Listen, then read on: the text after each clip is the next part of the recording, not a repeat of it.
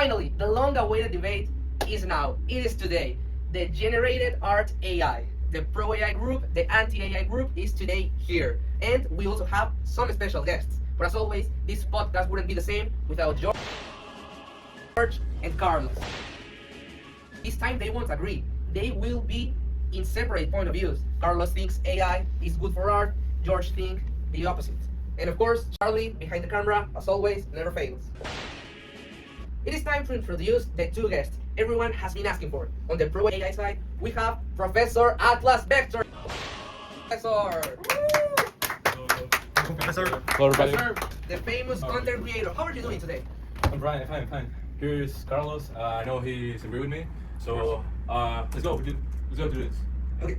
And on the other side, we have the most talked about figure of the moment, a true celebrity of the one of the most controversial opinion, Dr. Isaac H. Frucroft. Doctor, pleasure to meet you, George. Who will defend the anti-AI position? How are you doing today? I'm feeling great. I'm ready to prove wrong my dear friend here who actually thinks AI is great to use in art.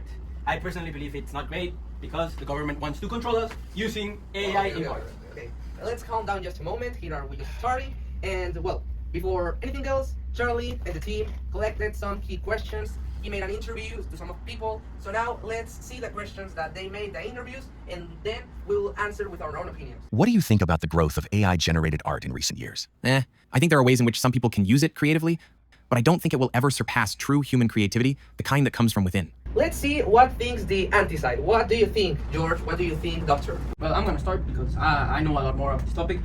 It's true, AI is a very limiting factor since the main use the government wants to give it is to copy these artists, to 3D print them, for controlling the masses with the subliminal messages art can transmit. Well, as Doctor just mentioned previously, under my point of view, artists who use AI to produce their artworks should not be placed in the same category as those who do not rely on such tools. This is primarily because artists who create without AI demonstrate a higher level of originality and creative input, and therefore they deserve full recognition for their work, while on the other hand, artists who incorporate AI into the creative process should be considered co-creators and not sole agents behind the final result. Okay, what does the other side think? So I want to present myself. I'm an artist. I'm a professor in arts. I don't know, do a doctor of what? Because the rise of AI generated art represent a powerful new tool for artists, and that makes us have more creativity in a better way with technology. So it's a good tool for us, and I think in this new world that we are with all this technology, it's really important to use all the tools that we have. Yeah, I mean, I completely agree with what my partner is saying, because AI, there's a wide variety of AI tools, and I think that's not what you're seeing right now, because there are some tools that you genuinely use all day, yet you don't even realize, because you might just see it's just a chatbot, but really the AI does enhance and help even the artists that did get their degrees. I think maybe you used it for your thesis. I don't know, maybe you didn't know because it wasn't a chatbot, because that's what you think. It's always a chatbot, but it doesn't encapsulate that. When the first iPhones came out, what's Siri? It's an AI. It hears you, right? We probably don't use Siri quite a lot, but why was no one saying about that when it came out? It's just kind of weird, and I think we should see acceptance. Yes, there might be some regulations that have to be put in place. I think we'll talk about that later, but mainly, what's the problem with it? So you are giving us the reason, Carlos, as you're saying there should be some regulations. So therefore, we cannot consider artists who use AI in the same category as those who don't. I'm not saying that they should be the same. I just say that we have to first realize what is AI, because we only see it as a chatbot. You guys only think of it as, it's just ChatGPT, it's just OpenAI. But really, there are many, many tools that you don't even realize that use AI and are still part of the creative process, right? I mean, after the end of the day, there was I don't remember what program had this update where you could have a 2D, drawing, right? And then you could edit it out so you can turn it 3D, but you didn't do the 3D, you didn't do all the angles of that character. And the AI did them based on what you did. And it helps quite a lot on the process, instead of making, hours and hours of trying to draw, when you can draw and you can do basically 90% of it, and you can just be helped by AI, enhance that the process, right? We have a lot more questions, very interesting point of view from everyone. just a question for you now before I stop it. I see that you made some faces when your teammate was speaking. What was that? Yeah, is that my teammate also doesn't know nothing about this topic. So I don't have anyone alongside me. Like, what are we doing here, doctor? No, I'm you, here you should be alone, supporting no. me. Let's go to another Continue, question that continue, Charlie please. and the team did. And here's the clip. Can you? Do you think AI can express real emotions?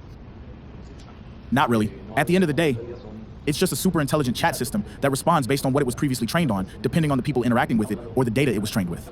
Well, as you hear, obviously AI doesn't recreate emotions, it just mimics them. But I want to hear the opinion about who's in pro or against about this mimicking of opinions. What do you think? Well, first of all, I'm going to start since we know I'm the one who knows.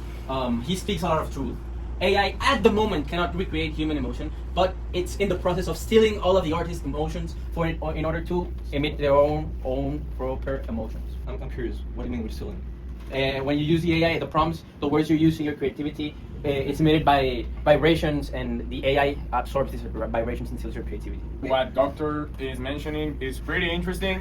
I mean, I don't have a clue of how in the world AI is going to be able to, take away the emotions from the artist to recreate them.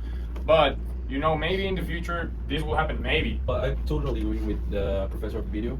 I think AI cannot reply emotions. Carlos, something to add? Yeah, no, I think AI is just something trying to replicate those emotions. And I mean, it's not really like trying to steal the author's emotions. I mean, I can do a painting that tries to replicate an emotion that someone already, felt. I'm not replicating, I'm just feeling it the same way. And that's kind of how AI is just thinking things like, okay, I can do a painting of one of these emotions and I'll just pick one. So I don't think it's really stealing, right? Just trying to replicate, and it's up to the person that sees it whether it feels or doesn't feel an emotion, seeing the piece of art. Guys, are we talking about emotions or AI? Remember, art is expressionism. We need to talk about that. Wait, Charlie. You just talk about a second about AI and art. Can you explain it something with related to ethics or something like that, please? Yeah, well, I was talking about the transparency, all the accountability the creators need to have about AI. We need to talk about transparency. The UNESCO mentioned that we need to be transparent about if we use AI in all the artworks we create. That's true. Exactly, and I think doctor here has never seen the word transparency in the dictionary. Well, or at least that's what it appears. Well, let's continue to the final and last interview that Charlie and our team made about what will be the future of AI in art. What do you think is the future of art with artificial intelligence? It's helping us reduce costs and speed up processes, and it's definitely entering the market. I see it a lot in advertising and marketing.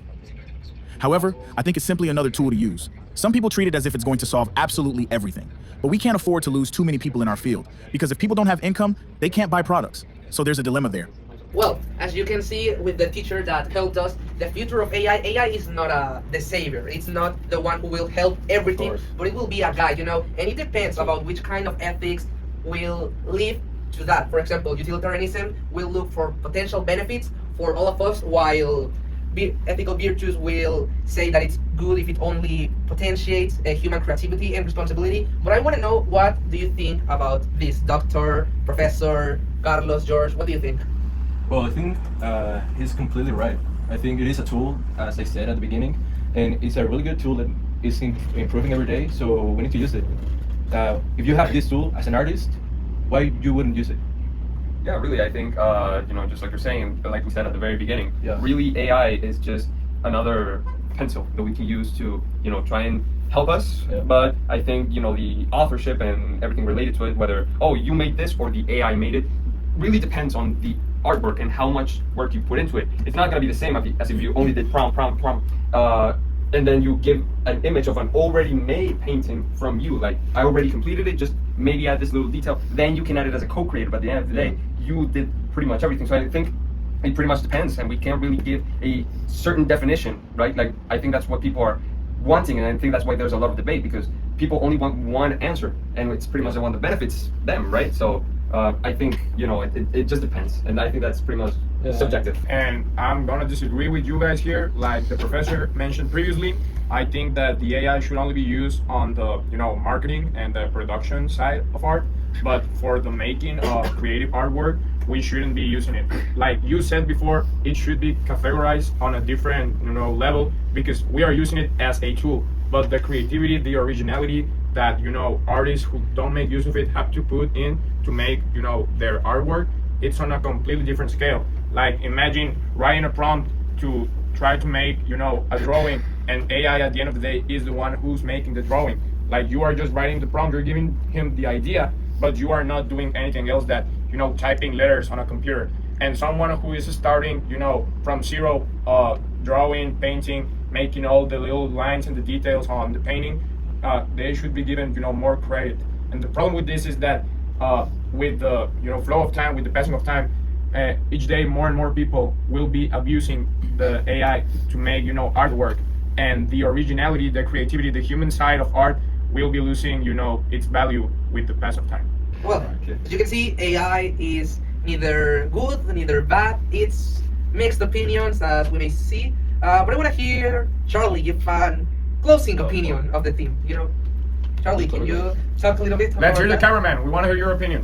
So, cameraman and editor here from the AI project, and after talking and discussing like 3 hours of the video you're just watching, we've concluded that the use of AI should only be used if you put as a co-creator the piece of art you just created with AI. Also, we think that you should be completely transparent of the use of AI and follow the UNESCO guidelines if you just want to upload your piece. Well, as Charlie just said, it's just another tool we can use. It may have good uses, bad uses. We don't need to satanize it, but we also don't need to use it as the one who will help with everything. It's just give the way and control it, trying to be transparent, maximizing its benefits, and use the technology in the best way we have. Thank you, Doctor. Thank you, Professor. Thank you, Carlos, George, for all the time that you gave me. And we'll see you in the next episode of the AI Show. You are all wrong. You are all wrong. Yeah, he clearly was nuts. I mean, I don't know. In the next episode, we will be talking about cyborgs, because I see a person that has like an antenna on his head, and I think that that is